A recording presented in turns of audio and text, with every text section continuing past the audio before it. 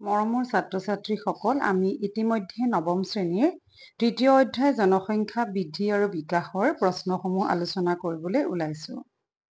তোমালোকে চাবা, প্ৰথমতে আমাৰ আছে যে পৃথিৱীৰ জনসংখ্যা বৃদ্ধিৰ ধাৰা সম্পৰ্কে লিখা।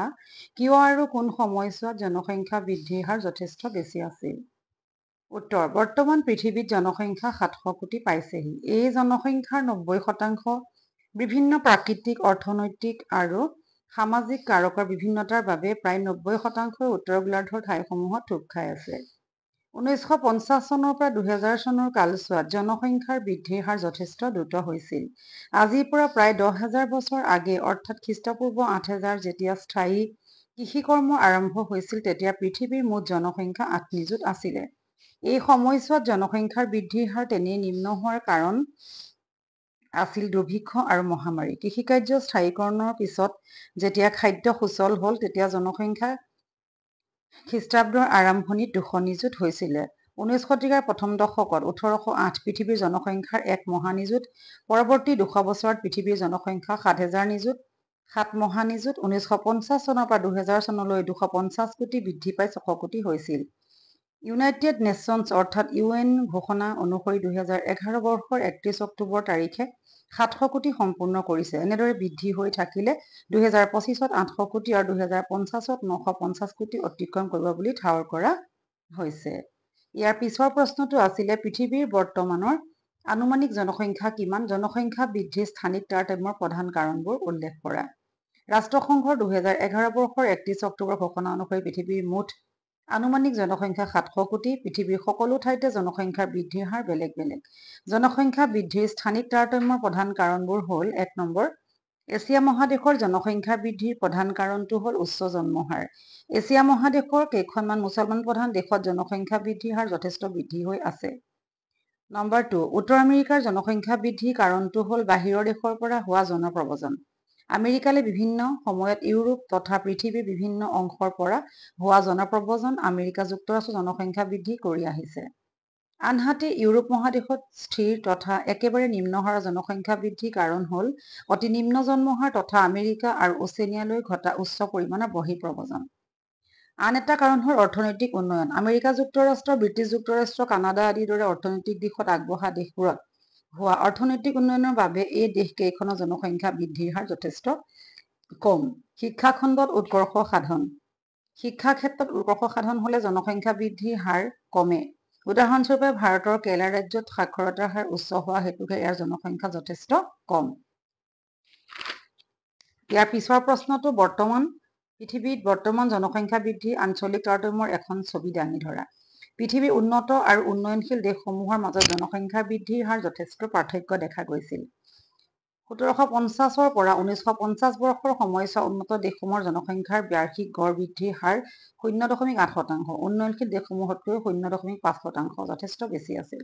1950 পৰা 1970 চনৰ সময়ছোৱাত এই জনসংখ্যা বৃদ্ধিৰ হাৰ উন্নত আৰু উন্নয়নশীল দেশসমূহৰ মাজত সম্পূৰ্ণ ওলোটা হৈ পৰে। এই সময়ছোৱাত জনসংখ্যাৰ বৃদ্ধিৰ হাৰ উন্নত দেশসমূহত 1.1% আৰু উন্নয়নশীল দেশসমূহত 1.2% হৈছিল। জনসংখ্যা বৃদ্ধিৰ হাৰৰ এনে পাৰ্থক্য মহাদেশ পৰ্যায়তো পৰিলক্ষিত হৈছিলে। উদাহৰণস্বৰূপে 1750 পৰা 1850 বৰ্ষৰ সময়ছোৱাত আফ্ৰিকা মহাদেশৰ বাৰ্ষিক বৃদ্ধিৰ হাৰ 0.05%, ইউৰোপ মহাদেশত 0.53%, যথেষ্ট কম আছিল বা একেবাৰে নাছিলেই। কিন্তু এই বৃদ্ধিৰ হাৰ 1950 পৰা 2000 বৰ্ষৰ সময়ছোৱাত যথেষ্ট পৰিৱৰ্তিত হৈ আফ্ৰিকা মহাদেশত 2.55% আৰু ইউৰোপ মহাদেশত 0.6% হৈছিল। পৃথিৱীৰ আটাইতকৈ জনবহুল মহাদেশ এছিয়াৰ বৃদ্ধি আটাইতকৈ বেছি, কাৰণ 1750 পৰা 2000 বৰ্ষৰ কালছোৱাত এছিয়া মহাদেশৰ জনসংখ্যা 502 নিযুতৰ পৰা বৃদ্ধি পাই 3680 নিযুত হৈছিল। উত্তৰ আমেৰিকাৰ ক্ষেত্ৰত এই বৃদ্ধি 2 নিযুতৰ পৰা 316 নিযুত পৰ্যন্ত হৈছিল। এছিয়া আৰু উত্তৰ আমেৰিকাৰ মাজত দেখা পোৱা জনসংখ্যা বৃদ্ধিৰ এনে পাৰ্থক্যৰ কাৰণো বেলেগ বেলেগ। ইয়াৰ মূল কাৰণটো হ'ল উচ্চ জন্ম হাৰ।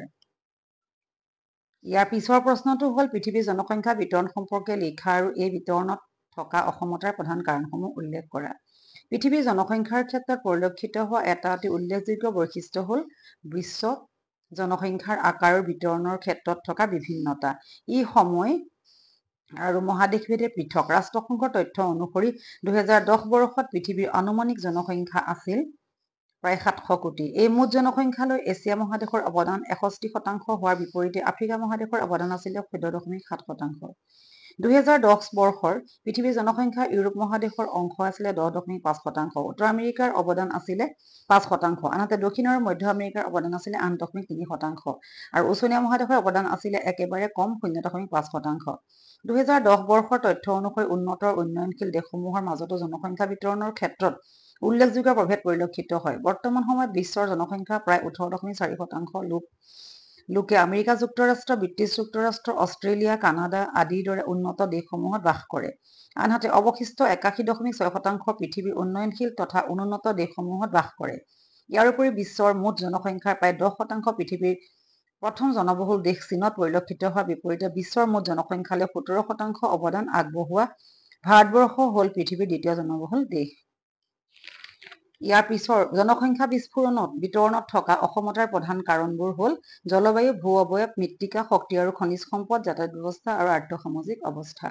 ইয়াৰ পিছৰ প্ৰশ্নটো জনসংখ্যা বিতৰণৰ ভূ অৱয়ব আৰু জলবায়ুৰ ভূমিকা সম্পৰ্কে উদাহৰণসহ আলোচনা কৰা। জনসংখ্যা বিতৰণৰ ভূ অৱয়ব আৰু জলবায়ুৰ ভূমিকা হ'ল ভূ অৱয়ব। এখন ঠাইৰ ভূ অৱয়বৰ প্ৰকৃতিয়ে জনসংখ্যা বিতৰণৰ ওপৰত যথেষ্ট প্ৰভাৱ বিস্তাৰ কৰে। মানুহত সাধাৰণতে পাহাৰীয়া অঞ্চলতকৈ সমতল ভূমিত বসতি কৰাৰ প্ৰৱণতা অধিক হয়, কাৰণ পাহাৰীয়া ভূমিখণ্ডত কৃষিকাৰ্য সম্পূৰ্ণ কৰিবলৈ তেনেই কঠিন। মানুহৰ যাতায়াত, মালবস্তুসমূহৰ পৰিবহণ, উদ্যোগ বা কাৰখানাৰ প্ৰতিষ্ঠা আদিৰ ক্ষেত্ৰত পাহাৰীয়া অঞ্চলত যথেষ্ট সমস্যাৰ উদ্ভৱ হয়। এতেকে এনেধৰণৰ অঞ্চলসমূহত জনসংখ্যা অতি সীমিত হয়। আনহাতে নদী উপত্যকাসমূহ কৃষি কাৰ্যৰ বাবে অধিক সম্ভাৱনাযুক্ত হোৱা কাৰণে এনে অঞ্চলসমূহত ঘন জনবসতিপূৰ্ণ হয়। সেয়েহে অৰুণাচল প্ৰদেশ, জম্মু আৰু কাশ্মীৰ, হিমাচল প্ৰদেশ, পশ্চিম বংগ, বিহাৰ আদি অসম আদিৰ দৰে ভাৰতৰ হিমালয়ৰ পাৰ্বত্য অঞ্চলত অৱস্থিত ৰাজ্যসমূহত উত্তৰ প্ৰদেশ, পশ্চিম বংগ, বিহাৰ আদিৰ দৰে সমভূমিত অৱস্থিত ৰাজ্যসমূহতকৈ জনসংখ্যাৰ ঘনত্ব অতি কম। জলবায়ু, উষ্ণতা, বৃষ্টিপাত, আৰ্দ্ৰতা আদিৰ দৰে জলবায়ুৰ উপাদানসমূহে জনসংখ্যা বিতৰণ যথেষ্ট প্ৰভাৱিত কৰে। এনে হোৱাৰ কাৰণ হ'ল কৃষিকাৰ্যৰ বাবে আৱশ্যক হোৱা অনুকূল উষ্ণতা আৰু পৰ্যাপ্ত বৃষ্টিপাত। কৃষিৰ অবিহনে মানুহ এখন ঠাইত বাস কৰিব নোৱাৰে। সেয়েহে তুন্দ্ৰালয় বা সুমেৰু অঞ্চল, মৰুভূমি অঞ্চল, নিৰক্ষীয় উষ্ণ অৰণ্য অঞ্চলসমূহত মানৱ বসতি অতি কম। আনহাতে দক্ষিণ এছিয়া আৰু দক্ষিণ-পূব এছিয়াত মধ্যমীয়া উষ্ণতা বিৰাজ কৰাৰ বাবে আৰু পৰ্যাপ্ত পৰিমাণৰ বৃষ্টিপাত হোৱাৰ বাবে এই অঞ্চলসমূহত জনসংখ্যাৰ ঘনত্ব অধিক হোৱা পৰিলক্ষিত হয়। মৰমৰ ছাত্ৰ-ছাত্ৰীসকল, আমি ইতিমধ্যে এই পাঠৰ 5টা প্ৰশ্ন আলোচনা কৰিলো। পৰৱৰ্তী পৰ্যায়ত আমি বাকীখিনি প্ৰশ্ন আলোচনা কৰিম। তোমালোকে ভিডিঅ'টো যিমান ভাল লাগিলে লাইক কৰিবা, শ্বেয়াৰ কৰিবা আৰু তোমালোকে ছাবস্ক্ৰাইব কৰিব নাথাকিবা। পিছলৈ তোমালোকৰ চিলেবাছ অনুযায়ী প্ৰত্যেক প্ৰশ্নৰ উত্তৰ আৰু মাজৰ প্ৰশ্নৰ উত্তৰ দিয়া হ'ব। ধন্যবাদ।